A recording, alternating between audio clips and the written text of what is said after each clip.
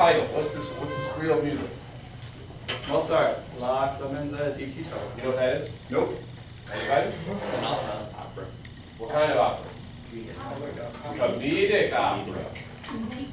So we've discussed this a little bit. You know, one of our major responsibilities.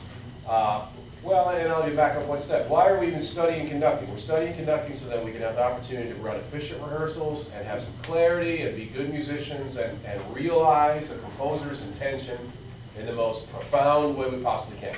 This is why we try to conduct. So, how do we gain some understanding of what the composer's intention could be? I've mentioned to you before, I'm not, you know, if it works for you, great. I know some people that I respect very, very much that they use Roman numeral analysis in their score study all the time. And far be it from me to be dismissive of that. It doesn't work for me. I don't, you know, it doesn't really help me in my score study. Now I know that because I tried it for a while. All right, don't dismiss it because it might seem like hard work to you. It's telling. What is telling to me is try to find dominant functions and tonic functions and half cadences and full cadences when I'm developing some kind of understanding of pace and architecture of a piece of music. Because those things, to me, really inform decision making. Where's the big, where's the not quite so big, where's this in terms of the overall arc of the music making. So, Roman numeral analysis aside, things like who's the composer and what's this all about, that's key. You know, that's key. We know a little bit about Mozart. You know, I think it's fun to play the what if Mozart were 18 now? What if Mozart were one of you guys? What kind of music would he have written? What kind of musician might he have been? Like rap, honestly, yeah. I think if he'd have been born around the time I was, and he was 18, around the time that I was, he might have been like a grunge band.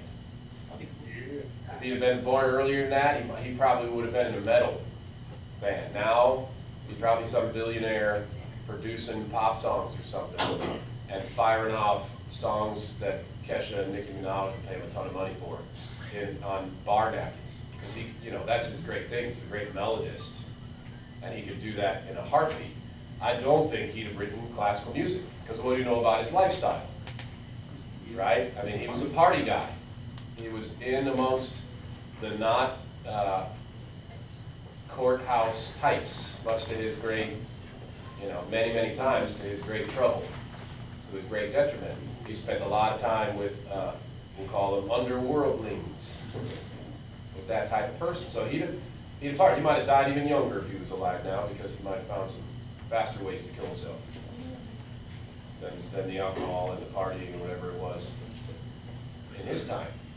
So we know he's a risk taker, right? He's aggressive, and these comedies were kind of one of his favorite things.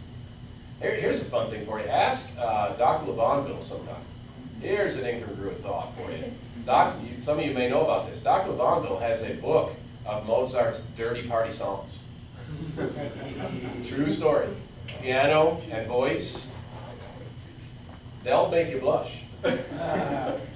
Mozart with his party friends at night, he used to just sit and improvise, and they didn't have iPhones to play music at the parties, you guys. That's part of the reason he was so popular, because he would show up and they had music. They had music all night, they had fun music, and he and his friends from the operas and from the shows would come and they'd perform, and what do you guys sing about when you've had a couple of Kool-Aids and it's 2 in the morning? Sang about the same stuff. Sang about the same stuff and worse. Zach's asleep. The rest of you maybe know what I'm talking about. All right then. So what does that all mean to this?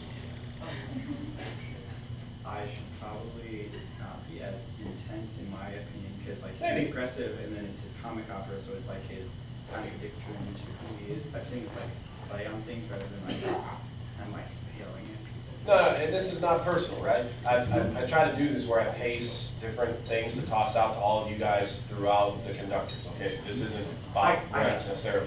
the summary here is if this same exact, look at these notes and rhythms. Look at these chords and harmonies. They could have very easily and very well been written by Bach in an organ cantata. And we would perform them, at least hopefully, very, very differently if they were composed by Bach. As part of an organ, wouldn't be a cantata, because that means vocal music, so it would be an organ something, organ sonata, organ capriccio. It would be very different. Same notes, out of a different guy's pen. Thank you. That's the kind of stuff I find really fun.